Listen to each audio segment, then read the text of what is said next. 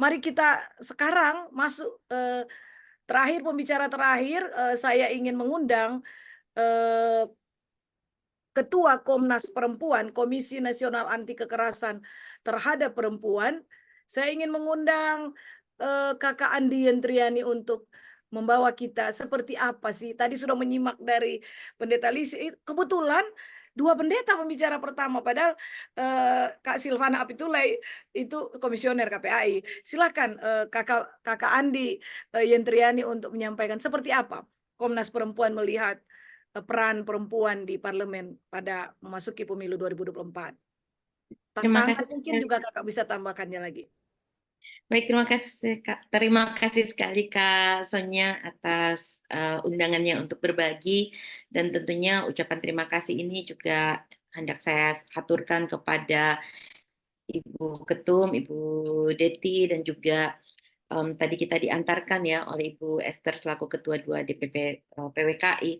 Saya juga ingin memulai dengan mengucapkan sekali lagi selamat. Saya ingat waktu di perayaan Natal ya, ada diskusi tentang status hukum PWKI, dan ternyata tidak terlalu lama berselang sudah ada kejelasan ya posisi bahwa PWKI bisa tetap mempertahankan nama PWKI-nya, bukan saja sebagai singkatan tapi betul-betul nama utuh keseluruhan ini. Dan semoga dengan posisi status hukum ini juga akan menguatkan peran-peran PWKI ke depan. Nah, hari ini kita sungguh sedang membincang sebuah hal yang sangat penting, karenanya penuh syukur dan menyapa dengan penuh hangat ya dan gembira semua jajaran dari PWKI yang datangnya dari berbagai daerah, sebagaimana tadi juga dihantarkan oleh Ibu Erni di awal. Dan kita sudah dengarkan paparan juga dari Ibu Ketum. Saya sungguh sangat menggarisbawahi bahwa memang peran dari perempuan di parlemen kita harapkan mampu mengembangkan aspirasi, mengartikulasikan kebutuhan-kebutuhan yang nyata dihadapi, tidak saja untuk menyelesaikannya secara praktis, instan, tetapi juga memungkinkan kita untuk menyikapinya secara berkelanjutan, betul-betul dari hulu gitu ya, sehingga kebutuhan untuk pemajuan kondisi perempuan, juga kondisi anak dapat nyata semakin terwujud. Dan tadi Pendeta Lesya juga banyak sekali ya menekankan soal kualitas diri, dan juga tadi Mbak Kak Sil menjelaskan sejumlah hal-hal kunci yang ia peroleh. Sebetulnya apa yang akan saya sampaikan sedikit banyak sebangun ya. Untungnya pembicara terakhir kan itu ya bisa nyontek juga dari para pembicara sebelumnya gitu. Jadi kalau tadi Ibu Pendeta Lisa bilang ini apa para itu tadi ya, saya merasa sangat yang aduh, ibu saya tuh sebetulnya kalau dibandingkan, kalau kalau dibilang asam garam manis dan lain-lainnya bahkan belum sepanjang ibu bahkan gitu ya. Dan ini adalah refleksi yang harusnya kita bangun bersama-sama, mungkin sekurang-kurangnya 25 tahun kita bersama berusaha mengembangkan demokrasi di Indonesia. Saya tidak menyiapkan presentasi secara khusus sebetulnya untuk kesempatan hari ini, tetapi tadi untuk membantu menstrukturkan saja apa yang hendak saya sampaikan, saya pikir saya ingin menghantarkan ini dalam 3 slide saja. Yang pertama adalah mengingatkan ulang ketika kita ingin berbicara tentang penguatan peran perempuan dalam parlemen, mungkin kita perlu sama-sama melihat kembali fungsi utamanya dari parlemen itu sendiri. Kalau di nasional tentunya ada DPD, tapi kalau di ruang provinsi, kota, dan kabupaten kita punya Dewan Perwakilan Rakyat yang fungsi utamanya adalah untuk legislasi, peraturan perumusan peraturan perundang-undangan yang baru, baik itu dalam bentuk undang-undang ataupun peraturan daerah, dan mungkin juga melakukan, bukan mungkin ya, dan juga bisa melakukan harmonisasi peraturan perundang-undangan itu. Misalnya, ada perda yang sudah pernah dirumuskan tapi membutuhkan perubahan Bisa jadi karena dia bersifat diskriminatif atau kontradiktif, atau dia sudah tidak lagi relevan pada masa ini karena begitu banyak perkembangan-perkembangan barunya. Yang kedua adalah soal budgeting, baik itu dalam hal bagaimana kita menata program dan penganggaran, serta untuk melakukan pengawasan. Nah ini sebetulnya harapan kita itu kan orang bukan saja bisa memetakan persoalan gitu, tetapi dengan menggunakan kewenangan yang ia miliki sebagai anggota dewan, maka ia bisa kemudian menggunakan fungsinya ini dan juga terkait dengan mandat perundang-undangan yang lain, betul-betul menggunakan kewenangannya untuk menyelenggarakan fungsi yang ada. Dengan demikian, maka parlemen kemudian bisa melakukan perannya secara optimal untuk mengelola pemerintahan yang akuntabel dan juga visioner gitu. Satu catatan saja, memang kewenangan DPD lebih spesifik, dan kalau kita membaca Undang-Undang Dasar Negara Republik Indonesia, kewenangan DPD ini direkatkan dalam kerangka desentralisasi, bagaimana kita menata relasi pusat daerah, otonomi daerah, dan lainnya. Tetapi misalnya saja Undang-Undang TPKS gitu, Undang-Undang TPKS itu kan tidak secara khusus dalam kerangka desentralisasi, tetapi dia juga memuat bagaimana aspirasi daerah tentang peristiwa-peristiwa kekerasan seksual dan bagaimana sebetulnya situasi-situasi khusus di daerah itu perlu menjadi perhatian dalam pengembangan pencegahan dan penanganan kekerasan seksual. Misalnya saja daerah yang kepulauan, kita semua Indonesia adalah daerah kepulauan, tapi ada yang betul-betul pulau-pulau kecil-kecil gitu yang belum tentu infrastrukturnya terhubung satu dengan yang lainnya.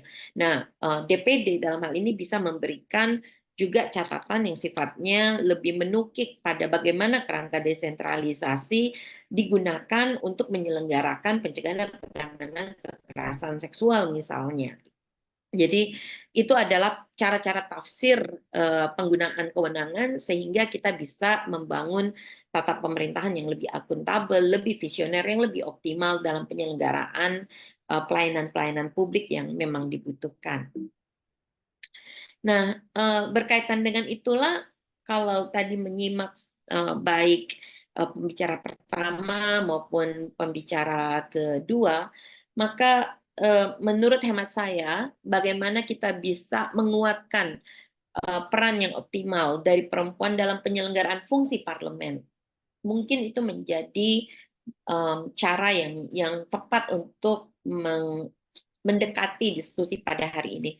Karena kita semua bisa jadi tidak semuanya ingin menjadi bagian dari anggota parlemen, tetapi mengenali fungsi parlemen, dia akan mempengaruhi kehidupan kita semuanya. Dan begitu banyaknya sebetulnya aspirasi, harapan yang kita tempatkan kepada rekan-rekan perempuan yang akan menjadi atau turut berkompetisi dalam keanggotaan parlemen itu. Sehingga posisi kita adalah dalam diskusi hari ini menjadi bagian dari anggota parlemen itu, atau membayangkan diri kita menjadi mitra strategis dari perempuan yang menjadi anggota parlemen. Dan di dalam kedua posisi ini, hemat saya, kita sama-sama membutuhkan kapasitas yang setara sebetulnya. Yang pertama adalah kapasitas mengelola pengetahuan dari perempuan. Bagaimana kita menghimpun data, mengolah data yang ada dan menyajikan informasi itu dengan mengembangkan konstituensi yang memungkinkan fungsi ini diselenggarakan dan mengembangkan kerjasama lintas pihak dan lintas ruang, karena kita tahu masalah-masalah yang kita hadapi bisa jadi tidak dapat diselesaikan oleh satu pihak sendiri. Nah, karena itu di dalam memastikan kita bisa menyelenggarakan peran optimal ini, mumpung sekarang semuanya lagi membayangkan apa ya yang mau jadi agenda strategis ke depan, dan bagaimana sebaiknya agenda strategis ini diajukan dan dikelola, karena harapannya itu kan bukan saja sekedar menyampaikan masalah, tetapi bagaimana kita memetakan agenda untuk menyelesaikan masalahnya. Nah, karena itu saya ingin mengusulkan bahwa langkah kita yang pertama adalah memeriksa ulang kondisi yang ada, kemudian mengasah empati dan solidaritas kita, kemudian membangun prioritas mana dari kondisi-kondisi itu, karena semuanya adalah bagian dari hal yang harus diselenggarakan, mengenali ruang intervensinya, dan kemudian melakukan advokasi. Mengenali intervensi ini, ruang intervensi, saya pikir perlu kita kembalikan pada 3 fungsi utamanya. Apakah nanti kita membaca masalahnya itu ada di ruang persoalannya di legislasi, betulkah ini karena tidak ada peraturan atau karena peraturan yang dulu itu tidak lagi relevan atau membutuhkan pembaharuan karena kondisinya yang sudah semakin kompleks atau dia berkontradiksi sehingga kebutuhan untuk menyelesaikan masalahnya menjadi lebih berat. Saya ambil contoh misalnya kalau di daerah-daerah yang masih memiliki kebijakan diskriminatif atas nama agama dan moralitas yang terus membangun budaya menyalahkan perempuan korban yang menjadi korban kekerasan seksual karena pakaiannya gitu. Mungkin itu yang perlu kita harmonisasi.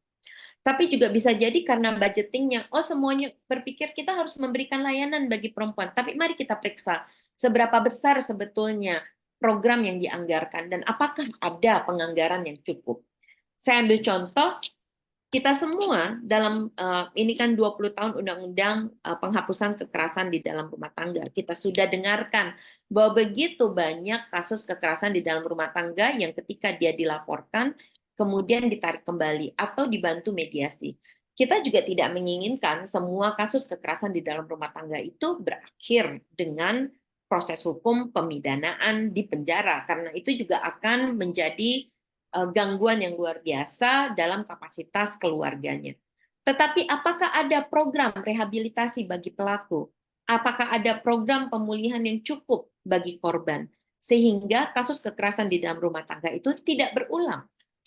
Ataupun tidak menjadi lebih intens sampai bisa jadi peristiwa yang fatal seperti kematian, baik karena bunuh diri ataupun karena pembunuhan.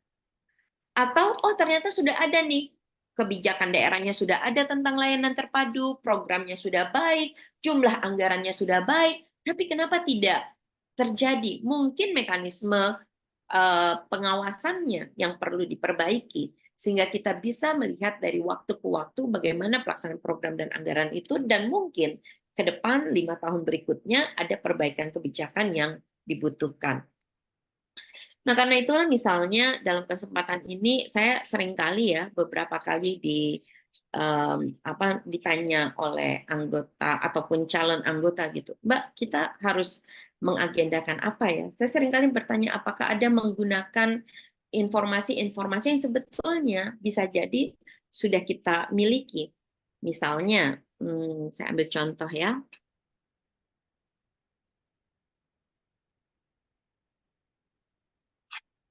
Saya termasuk yang paling senang nih menggunakan data BPS gitu. Nah, apakah kita pernah membuka? Saya menanyakan ini biasanya kepada teman-teman, baik itu yang dalam hal ini sedang berupaya membangun komunikasi dengan anggota dewan ataupun yang saat ini tengah berjuang menjadi calon. Saya bilang, pernahkah melihat data-data ini di pusat data statistik gitu? Misalnya saja dengan data yang begitu banyaknya, kita perlu memastikan kita tuh mau membaca apa sih? Misalnya apakah kita mau membaca kondisi rumah tangga yang ada, persentase rumah tangga menurut provinsinya, jenis kelaminnya, untuk kita bilang bahwa kondisi perempuan itu sebagai kepala rumah tangga di daerah ini seperti apa? Ataukah ada hal-hal yang lebih spesifik yang hendak kita perhatikan karena keprihatinan kita, misalnya tentang perkawinan anak, atau bahkan perkawinan banyak gitu misalnya. Sebetulnya di mana sih rentang posisi penduduk? Ini yang tingkat nasionalnya ya, tapi di daerah masing-masing nanti bisa dilihat baik di tingkat provinsi, kota maupun kabupaten. Ataupun mungkin situasi-situasi khusus yang memungkinkan kita menggunakan, kalau kita nggak punya anggaran cukup untuk bikin tabulasi sendiri dengan infografis, mungkin ada infografis yang bisa kita gunakan dengan manisnya gitu, karena memang sudah disiapkan untuk kita gunakan seperti ini. Ini adalah data sensus penduduk ya, tentang pembangunan manusia.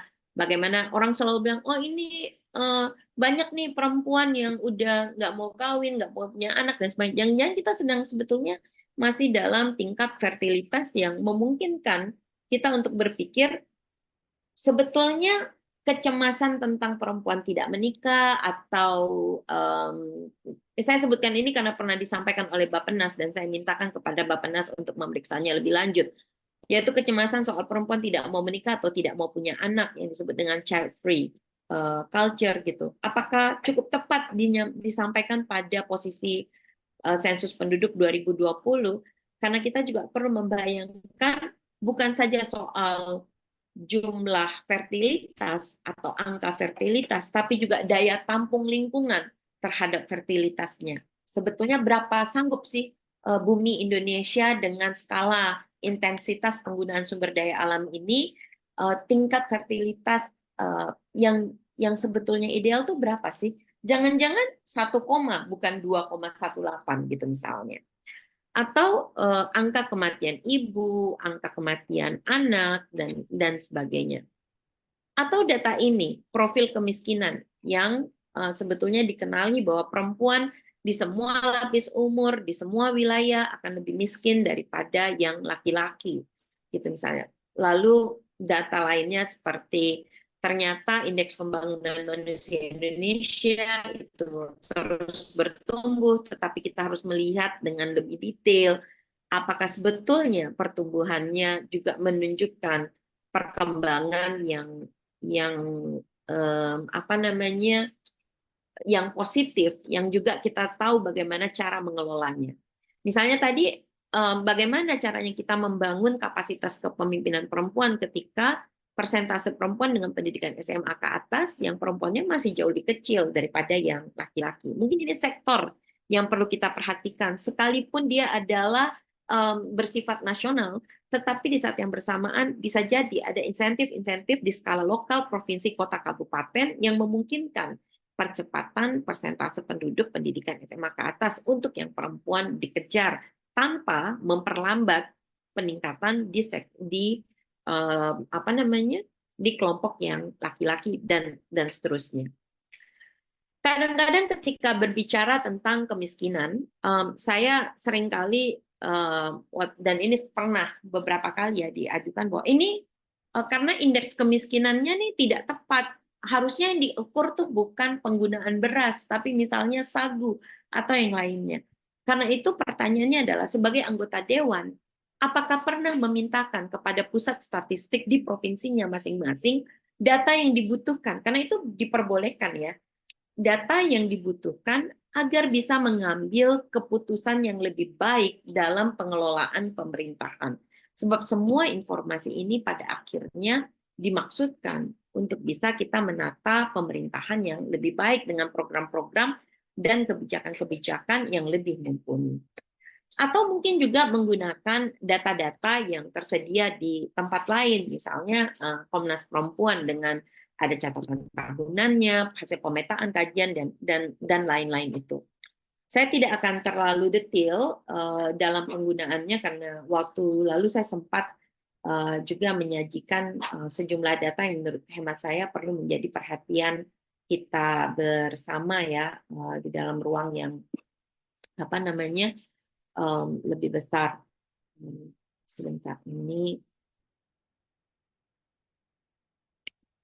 Nah, karena itu dalam refleksi saya juga setuju dengan Ibu Desil bahwa pada saat yang bersamaan ya, bukan cuma kapasitas pengetahuan yang kita harus miliki, tetapi memang dalam banyak pembahasan akhirnya nih Kak Sonia, Ibu Deti dan kawan-kawan semuanya di PWKI, seringkali yang kita temukan persoalan untuk bagaimana perempuan bisa berperan secara optimal dalam penyelenggaraan fungsi parlemen, baik dalam posisinya menjadi bagian dari keanggotaan parlemen maupun menjadi mitra strategis, adalah sebetulnya tradisi kita belajar kepemilikan sumber daya dan kapasitas menghimpun informasi.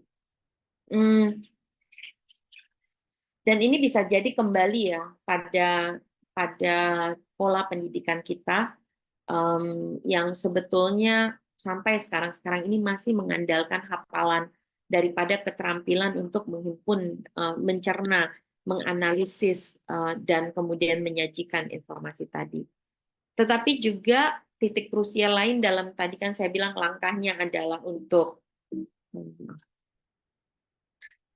mengasah empati dan kemudian membuat prioritas adalah keterampilan dalam mengelola beda pendapat yang sebetulnya dia menuntut kebestarian. Kebestarian itu daya cakap untuk melenting dari sekedar satu situasi yang sifatnya permukaan, tetapi memeriksa sampai ke hulunya, ke dasar sekali persoalan itu, dan kemudian menimbang perbedaan-perbedaan itu untuk mendapatkan jalan keluar yang terbaik.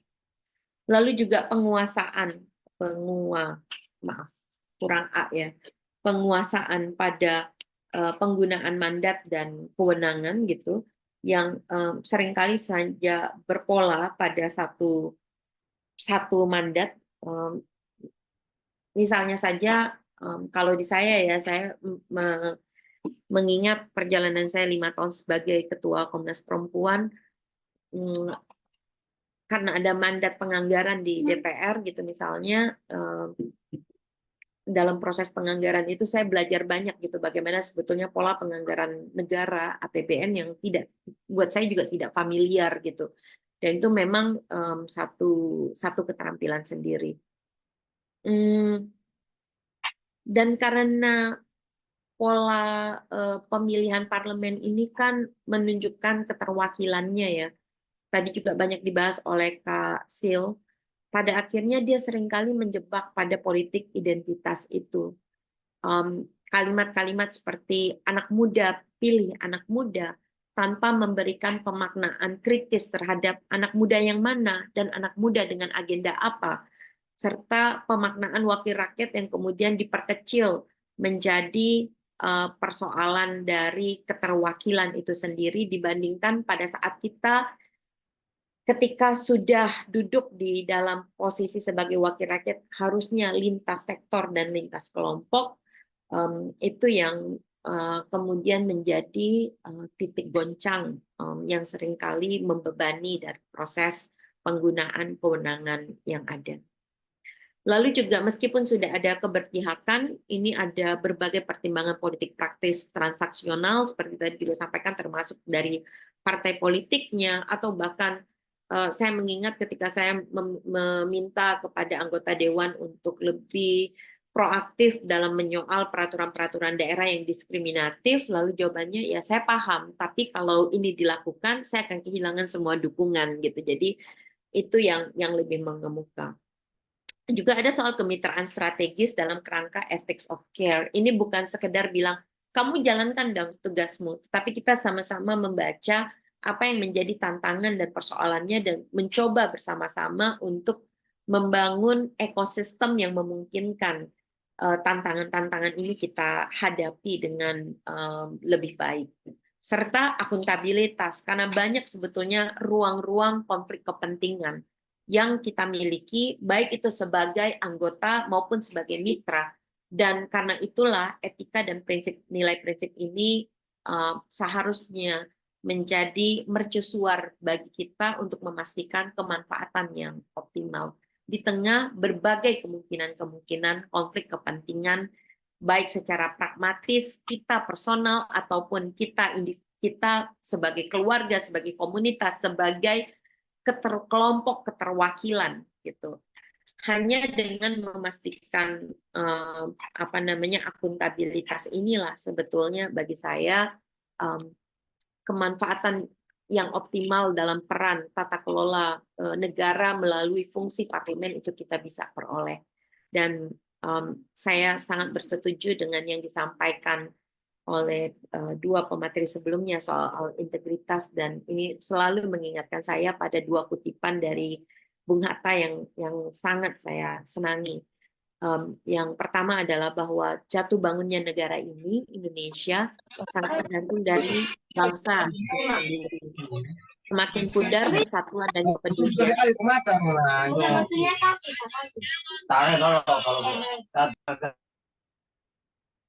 semakin pudar persatuan dan kepedulian, maka Indonesia itu hanya sekedar nama, gambaran seuntai pulau di peta.